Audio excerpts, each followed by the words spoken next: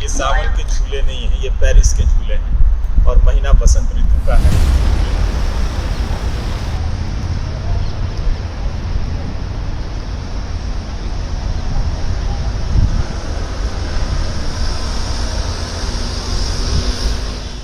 नमस्कार, मैं रवीश कुमार। हम मौजूद हैं पेरिस में, लेकिन पेरिस में होना अब कोई बड़ी बात नहीं है।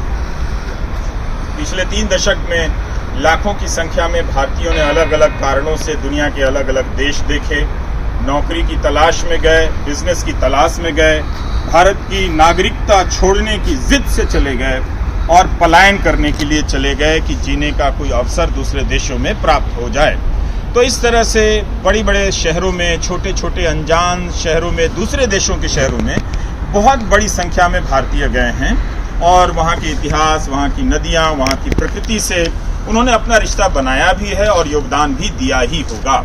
लेकिन हम आज इस खास जगह पर इसलिए हैं कि इस खास जगह पर आए बिना पेरिस में आना हो नहीं सकता है। ये सीन नदी है, अलग अलग तरीके से इसका नाम लोग उच्चारित करते हैं, वो भाषा के विद्वानों पर छोड़ देते हैं। लेकिन यहाँ आने का मकसद मेरा यही था कि इसके ज़रिए हम बहुत कुछ जान सकते हैं, मगर फिलहाल ये नहीं जान सकते कि किस ऋषि मुनि की तपस्या के कारण ये नदी धरती पर आई है। ये कहने का मतलब ये है कि भारत में हम नदियों से कितने अलग अलग तरीकों से हम रिश्ता बनाते हैं। हर नदी के धरती पर आने का कोई ना कोई किस्सा है, किसी की प्रतिज्ञा है, किसी की प्रतिक्रिया है, किसी की तपस्या है। इस तरह से हम नदियों से अपना संबंध स्थापित करते हैं, जो कि बहुत सुंदर बात है।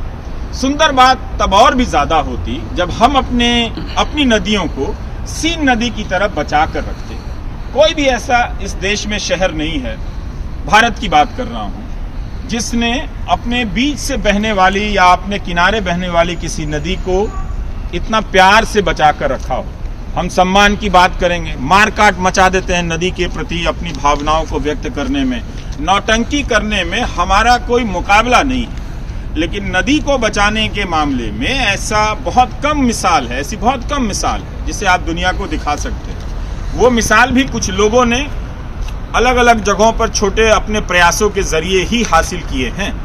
सरकारी मिसालें आपको नहीं मिलेंगी। तो हम सीन नदी के किनारे हैं। ये जिस वजह से भी इस धरती पर आई हो, पेरिस वालों ने इसे अपना हिस्सा बनाकर, अपनी आत्मा बनाकर इसे बचाए रखा है। और इस नदी के संरक्षण की इतनी कहानियां हैं, सफलता की भी, असफलता की भी, कि उसे हम जान सकते हैं। खासकर इस दौर में जब भारत में नदियों के बचाने के नाटकीय और राजनीतिक अभियान चला करते हैं। नाटकीय इसलिए कि भावुकता पैदा की जाती है और उसके अनुपात में नदी उस तरह से बचाई नहीं जाती। तो सीन नदी के किनारे बहुत से लोग आ चुके हैं। इसकी ऐसी कोई जानकारी नहीं जो हम पहली बार बता रहे हैं। जहां से ये जानकारी ली गई है वहां से आप भी ले सकते हैं। लेकिन एक ही टिकट में अगर फ्री में बहुत कुछ मिल रहा है तो क्यों ना भारत की राजनीतिक बातों के साथ साथ इन नदियों का किस्सा भी हम जानें, देखें कि पेरिस के बीच में एक खूबसूरत नदी किस तरह से बचाकर रखी गई है। और इस नदी को बचाने के साथ साथ आपके कैमरे की निगाह में जो एक जहाज चला आ रहा है, उसके सहारे भी, उसके जरिए भी बहुत कुछ कहा जा सकता है। कहा यह जा सकता है कि भारत में जब गंगा नदी में पर्यटकों को लेकर एक जहाज चला तो कितना हंगामा हो गया, प्रधानमंत्री से जोड़ा जाने लगा। पेरिस के सीन नदी में अनगिनत ऐसे जहाज चलते हैं। ये जहाज मित्रों की वजह से चल रहे हैं या फिर मौजूदा राष्ट्रपति मैक्रों की वजह से चल रहे हैं, कोई नहीं जानता है। मगर ये जहाज चल रहे हैं और पेरिस की धड़कनें हैं। पेरिस धड़कता है इन जहाज़ों के जरिए, जिस पर लाखों की संख्या में पर्यटक और फ्रांस के लोग इस सीन नदी के जरिए पेरिस की यात्रा करते हैं, क्योंकि इसके दोनों किनारों पर कई सारी ऐतिहासिक इमारतें हैं। पेरिस ने इस नदी को बहुत सुंदरता के साथ बचा कर रखा है। अनगिनत जहाज, नाव, मालवाहक जहाज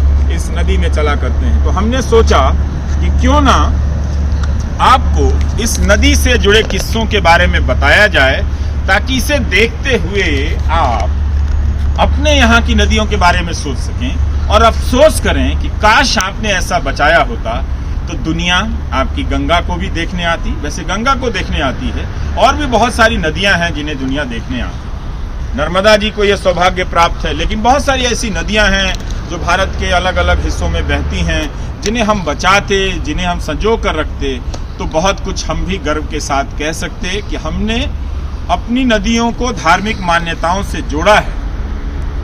तो उस भावुकता और आस्था के अनुपात में उन्हें बचाकर भी रखा है।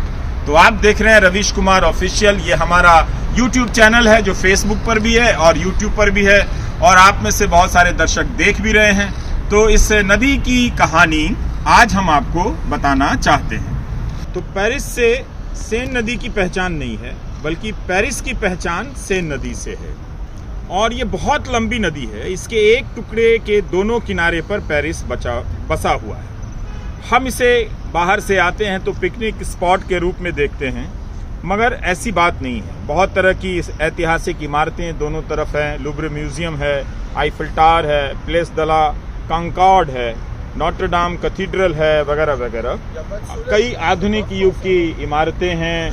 19वीं और 20वीं शताब्दी में पेरिस में ग्लोबल मेले लगाए गए थे, जिसे यूनिवर्सल एग्जीबिशन कहा जाता है। उस समय जो इसके किनारों पर इमारतें बनाई गईं, वो आज तक बचाकर रखी गई हैं। आईफिल टावर उन्हीं में से एक है। नेपोलियन तृतीय के समय में 19वीं शताब्दी के मध्य के बाद पेरिस शहर में काफ़ी कुछ बदलाव हुआ, नए नए निर्माण किए गए, और जो पुराने निर्माण थे उनका संरक्षण हुआ, और बहुत आलोचना भी हुई। लेकिन उस वक्त यूनेस्को ने, आज तक उसकी छाप, यूनेस्को ने पेरिस को एक रिवर सिटी लिखा है। यूनेस्को की वेबसाइट पर एक रिसर्च पेपर आपको मिल जाएगी, जिसमें लिखा है कि 6000 साल से सेन नदी पर लोगों की आवाजाही है। कोई सीन बोलता है, कोई सेन बोलता है, अलग अलग तरीके से। 6000 साल से, तो इसका दर्जा भी गंगा से कम नहीं है। और जब भी ये जहाज गुजरता है, आवाज़ इतनी अधिक होती है कि कई बार माइक की आवाज़ धीमी पड़ जाती है। लेकिन आप देख सकते हैं कि ये जो यात्रा है, ये यात्रा 6000 साल पहले शुरू हुई यात्रा की निरंतरता की एक कड़ी है। तो वो याद दिला रही है अपने आधुनिक स्वरूप में। शहर और नदी के बीच का जो संबंध है, वो आज हम देख रहे हैं। 16वीं से लेकर 20वीं शताब्दी के और 21वीं शताब्दी में भी उसका दीदार कर रहे हैं। मध्यकाल में लकड़ी, खान पान की चीज़ें इस नदी से उनकी आवाजाही होती थी, और 19वीं शताब्दी के बीच से इस नदी का प्रयोग अब बदलने लग जाता है। नेविगेशन बढ़ता है और शहर का गंदा पानी इसमें छोड़ा जाता है। यही वो समय था जब इम्प्रेशनिस्ट पेंटर्स थे, उन्होंने इस नदी को अपनी कलात्मकता से अमर कर दिया। तरह तरह के चित्र बनाए, इतना पेंट किया गया। दुनिया में बहुत कम नदियां ऐसी होंगी जिसे इतना कैनवस पर उतारा गया होगा। तो 1870 से 1970 के बीच डाउनस्ट्रीम सेन शहर के विस्तार के चलते क्या होता है कि इस नदी की हालत बिगड़ती जाती है, और मछलियों की बहुत सारी प्रजातियां खत्म हो जाती हैं। फिर 1940 और 90 के बीच सेनावाल नाम से एक बहुत बड़ा वेस्ट वाटर ट्रीटमेंट प्लांट शुरू किया गया, जिसे आजकल आप गंगा के अभियान के संदर्भ में STP प्लांट के नाम से प्रचलित रूप से जानते हैं। तो उसके बाद 90 का दशक आते आते मछलियां इसमें वापस आती हैं और पानी की गुणवत्ता में सुधार होता है। तो 1870 से 1970 के बीच इसका पानी खराब होता है, बहुत सारी मछलियां मर जाती हैं। लेकिन बाद में 20वीं सदी के मध्य से लेकर अंतिम हिस्से तक पानी की गुणवत्ता में सुधार होता है और मछलियां वापस आती हैं।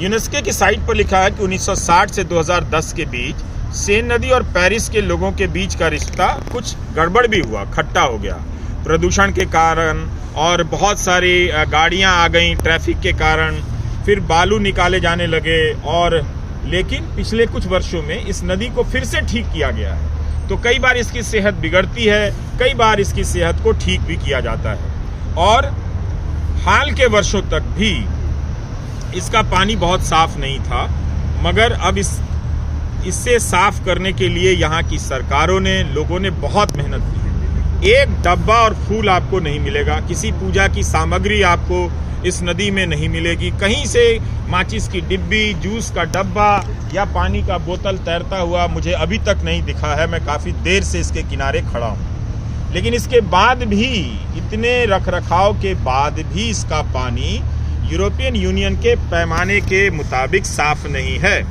2017 में जब यहाँ पर ओलंपिक की घोषणा हुई, 2024 के में ओलंपिक होने वाला है, तो इस नदी में फिर से बहुत सारे काम किए गए और ये कहा गया कि इसमें तैराकी कराई जाएगी, इसकी योजना बनाई जाती है। तो आप देखिए कि ये जनाब कितना दिव्य आनंद ले रहे हैं, अकेले अपनी बोट से सेन नदी के किनारे बीच से चले जा रहे हैं। इस आनंद का कोई मुकाबला ही नहीं है। ये मछली नहीं मार रहे हैं, लेकिन आनंद ले रहे हैं। पेरिस के कोई रईस व्यक्ति होंगे। तो हम तैराकी की बात कर रहे हैं। हुआ ये कि 1900 के ओलंपिक में इस नदी में तैराकी की प्रतियोगिता हुई थी और अब वादा किया जा रहा है कि 2024 में जब ओलंपिक हो तो क्या यहाँ पर तैराकी की प्रतियोगिता हो सकती है।